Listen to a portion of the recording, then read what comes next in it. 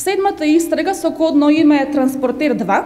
која на некој начин представува продолжение на незаконските действија со превозот на ученици во Битола во учебните 2009-2010 и 2010-2011 година, се спроведува против 10 осомничени лица и тоа повторно против поранешниот градоначелник на Битола, против поранешниот секретар на општината и против 5 овластени лица на превозниците кои што се веќе опфатени во одобрениот обвинителен акт Транспортер. Во оваа истрага се вклучени и тројца директори на основни училишта кои не беа опфатени со претходната истрага.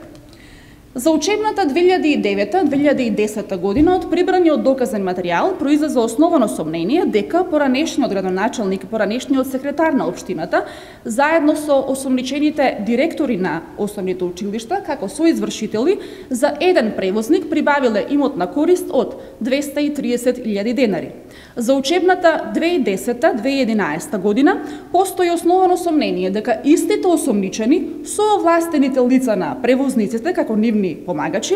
прибавиле имотна корист за 5 превозници во вкупен износ од 1.643.583 денари.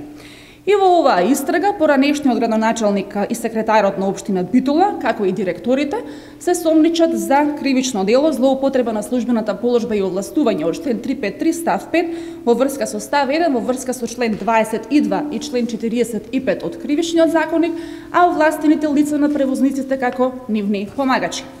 Начинот на извршување на кривичното дело за кое што постои основано сомнение дека е сторено е идентичен како во веќе одобрениот обвинителен акт Транспортер.